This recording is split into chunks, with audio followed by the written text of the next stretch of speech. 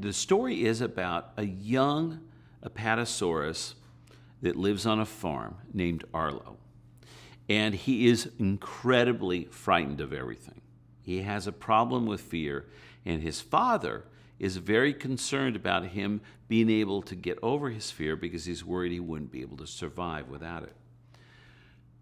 He meets a little feral human boy, that these are kind of like wild animals to them, that's eating their crops, and he's got to get rid of it.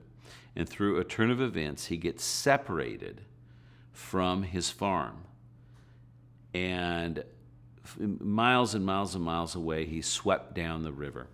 He wakes up, and he has no idea where he is. And his father always said, if you follow the river, you'll be able to get back home. So he starts following it, and this feral little boy is there. And he's so angry at him because it's his fault that this has happened. But through the journey, the little boy is helping, Spot, the character's name is Spot, is helping Arlo along the way, and they start, bonding together. So The Good Dinosaur is what we call a boy and a dog story. But we flip the roles.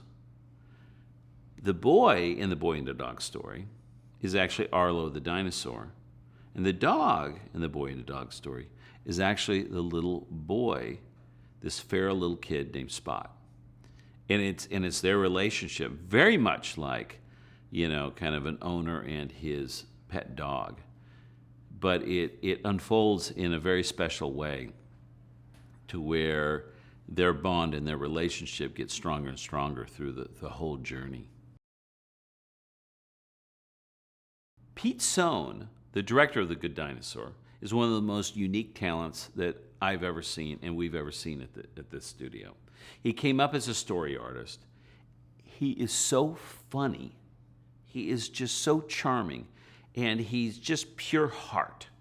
We've always loved Pete, and everything that he's ever touched is just magic. He also is a brilliant actor, and he's done voices, in many Pixar films. But we saw something special in Pete a long time ago, saying this guy could be a great director. At Pixar, we love to ask, what if? What if toys were alive when you left the room? What if there were really monsters in the closet in children's bedrooms? What if there was a world where cars were the living beings? What if a rat became the finest chef in Paris? But The Good Dinosaur, we ask the biggest what if of all time. What if the asteroid that hit, when it landed on Earth, it ended the age of dinosaurs? What if it missed Earth?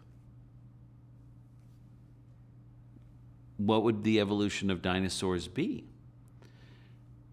We think that dinosaurs that are vegetarians, that are leaf eaters, would become farmers, and the meat-eating dinosaurs would become ranchers.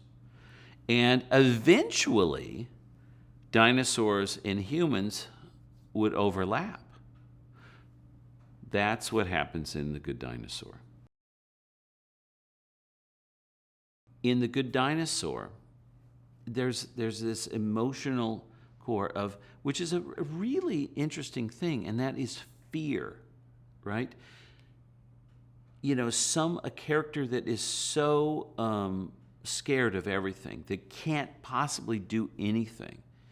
And yet in order to survive, he has to learn to get over his fear. In the beginning, he says, I've got to learn not to be scared. But the real lesson he learns is, no, you will always come upon things in life that make you scared. It's how you deal with it. Working through your fear. That's really when you find out who you truly are and see what you're made of. So that going ahead in life, you can be confident that as things come to in life that make you scared, you can work your way through it. I can't wait for audiences to see this. You know, when I make these films at Pixar, I'm always jealous of audiences who've never seen the film because I want to see it for the first time. And I love watching audiences watch our movies for the first time. The Good Dinosaur, number one, is really fun and really funny. But the humor is so original. You've never seen humor like this. And the humor comes from these great characters that have been created. They're so funny. The Good Dinosaur is so beautiful, too.